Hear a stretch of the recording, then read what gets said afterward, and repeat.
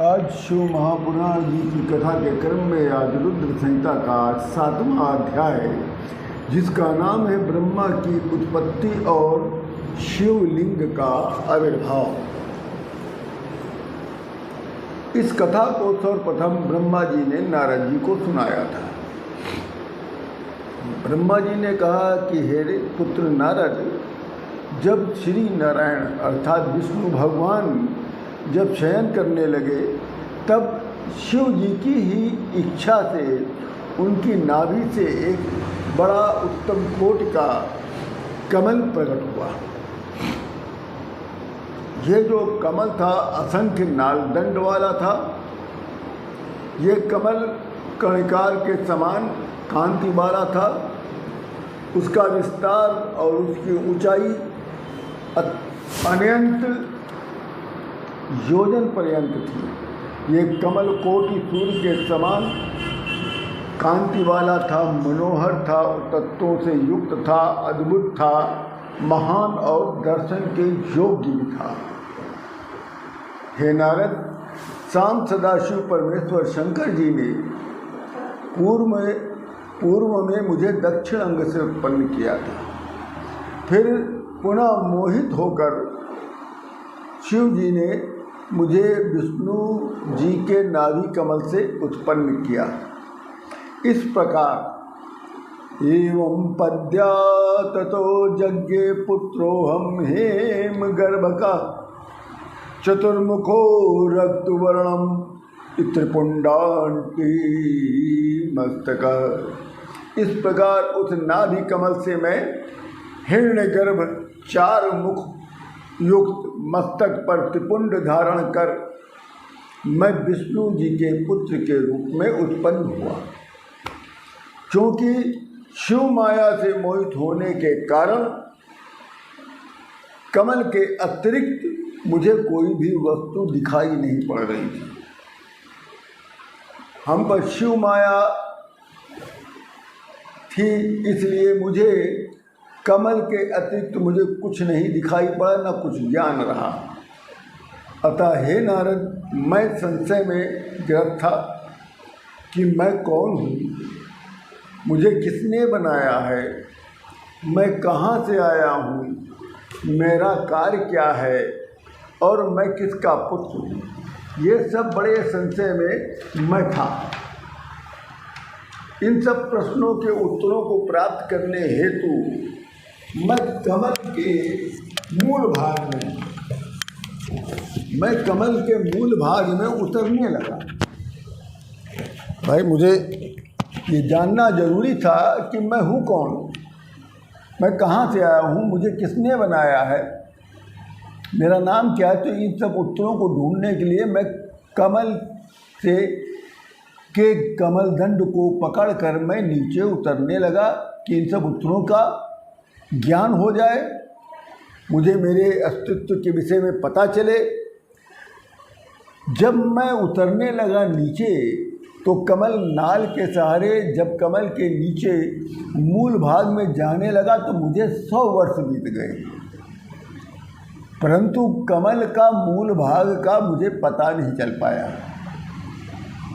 फिर मैं देखा कि अब नीचे पहुंचने में कुछ समय नहीं मालूम पड़ रहा है, क्योंकि मैं थोड़ी दूर उतरा हूँ तो मेरा 100 वर्ष लग गया। तो मैं अपनी स्थान पे आ गया जहाँ पे मेरी उत्पत्ति हुई थी। अब कमल के मूल भाग का मुझे पता नहीं चला। फिर मैं ऊपर आ गया। तब जब मैं ऊपर आया तो उस समय मुझे एक आकाशवाणी सुनाई पड़ी। आकाशवाणी ये थी कि शिवे छाया परा व्योमनो मो विध्वंसी मुने। उस आकाशवाणी में कहा गया कि हे ब्रह्मा, अभी तुम तप करो। अतः पुत्र नारद, इस कल्याणकारी आकाशवाणी और अपने पिता के दर्शन हेतु मैं तप करने लग गया। उसी समय आकाशवाणी के आज्ञानुसार हे पुत्र नारद, मैंने 12 वर्ष तक कठिन तपस्या किया।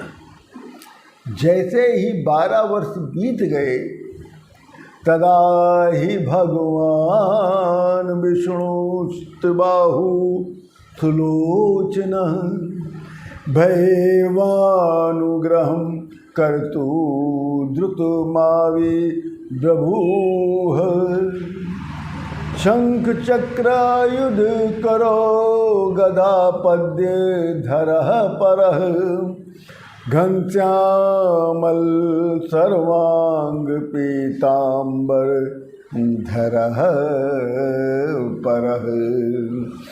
उसी समय जब मैं 12 वर्ष कठिन तपस्या करने लगा तो जैसे ही मेरा तपस्या पूर्ण होने वाला था तो उसी समय 4 भुजाओं से युक्त मनोहर नेत्रों से युक्त हाथ में शंख चक्र गदा पद्य धारण किए हुए जिनका शरीर श्याम वर्ण का था पीतांबर धारण किए हुए वे मुकुट और महान आभूषणों से युक्त प्रसन्न चित्त थे। तद दृष्ट्वा सुंदरम रूपम विस्मयम परम गतः। तब उस सुंदर रूप में उस पुरुष को देखते ही मैं आश्चर्यचकित रह गया। नारायणं महाबाहु हर्षितो हा भवं तदा। वे भगवान शरीर से युक्त सर्वात्मा सन्मय महाबाहु नारायण स्वरूप विष्णु जी का दर्शन कर मैं यानी ब्रह्मा जी को परम हर्ष की प्राप्ति हुआ। हे नारद, भगवान शिव जी की माया से मैं मोहित होने के कारण मैं उनको अपना पिता न माना और उनको अपना पिता न मानकर मैंने उनसे प्रश्न कर दिया कि तुम हो कौन। तब ब्रह्मा जी ने बताया कि नारायण निद्रा में थे। तब ब्रह्मा जी ने हाथ से हिलाकर जगाया। विष्णु जी क्षण भर कमल नेत्रों को खोलकर देखते हुए मुस्कुराते हुए बोले, हे वत्स, तुम्हारा स्वागत है। हे महाकांतिमान ब्रह्मा, तुम्हारा स्वागत है। तुम यहीं निर्भय होकर निवास करो। पुत्र तुम्हारी संपूर्ण कामनाओं को मैं पूर्ण करूंगा, इसमें संशय मत करना। चूँकि ब्रह्मा जी शिव माया से मोहित थे, अतः ब्रह्मा जी कहते हैं कि हे निष्पाप विष्णु, सभी का संहार करने वाला मैं हूँ। मैं ही इस जगत का साक्षात्कर्ता और प्रकृति का संचालन करता हूँ। मैं ही सनातन हूँ, मैं ही ब्रह्मा हूँ, मैं ही विष्णु हूँ। मैं ही विश्वात्मा, विधाता, धाता और पुंडरीकाक्ष हूँ। मुझे वेद भी स्वयंभू, अज, विभू, पितामह, स्वराट, सर्वोत्तम और परमेष्टि कहते हैं। और तुम किस कारणों से मुझे वत्स कहते हो? ये सब मैंने शिव माया से मोहित होने के कारण कहा। इस संदर्भ में विष्णु भगवान ने उत्तर दिया कि हे ब्रह्मा चतुर्मुख, मेरी बात को सुनो। मैं ही सभी देवों का ईश्वर हूँ। मैं सभी का हर्ता, कर्ता और भर्ता हूँ। मैं ही परब्रह्म परतत्व हूँ। मैं ही परम ज्योति परमात्मा हूँ। ये दिखाई देने और सुनाई देने वाला चराचर जगत मुझ में ही स्थिति है। तुमको इस जगत की उत्पत्ति का कार्य तुमको दिया है, इसलिए तुम इस जगत के पितामह कहे जाते हो। फिर भी तुम मुझको भूल गए। हे ब्रह्मा, तुम मेरे नाभि कमल से उत्पन्न हुए हो। तुम्हारा कोई अपराध नहीं है। ये सारी रचना तो मेरी ही माया है। ये सब मैं ही हूँ। 24 तत्वों की रचना मैंने की है। उन तत्वों को एक ही अणु में बनाया है। उन्हीं के द्वारा क्रोध, मोह, लोभ, भय की सृष्टि हुई। मेरे ही प्रभाव से तुम अनेक अंग वाले हो। और मैंने ही बुद्धि की रचना की। उस बुद्धि में 3 प्रकार के अहंकार को मैंने ही उत्पन्न किया। उस अहंकार से मन, देह, इंद्रियां, आकाशादि 5 महाभूत तथा सभी भौतिक पदार्थों को लीला से ही मैंने ही निर्माण किया है। मैं तुम्हारे समस्त दुखों से रक्षा करूँगा, इसलिए तुम मेरी शरण में आ जाओ। तब ब्रह्मा जी ने नारद को बताया कि शिव माया से मोहित होने के कारण मैंने विष्णु भगवान को गलत शब्दों में उत्तर दे दिया। मुझे उस समय क्रोध आ गया। तो ब्रह्मा जी ने बताया कि उस समय उन्होंने क्या बोला। कहते हैं कि हे नारद, मैंने उन विष्णु भगवान से कहा कि तुम कौन हो, व्यर्थ में बकवास क्यों करते हो, तुम परब्रह्म, परमेश्वर, ईश्वर आदि कुछ भी नहीं हो, तुम्हारा अवश्य कोई न कोई करता होगा। शंकर जी की माया से मोहित होने के कारण ब्रह्मा जी ने विष्णु भगवान से घोर युद्ध करने का मन बना लिया। ये सब ब्रह्मा जी बता रहे हैं नारद जी को। फिर क्या था, उस प्रलय महापर्व में रजोगुण से परस्पर शत्रुता रखने वाले ब्रह्मा और विष्णु जी में रोमांचित करने वाला एक घनघोर युद्ध हो गया।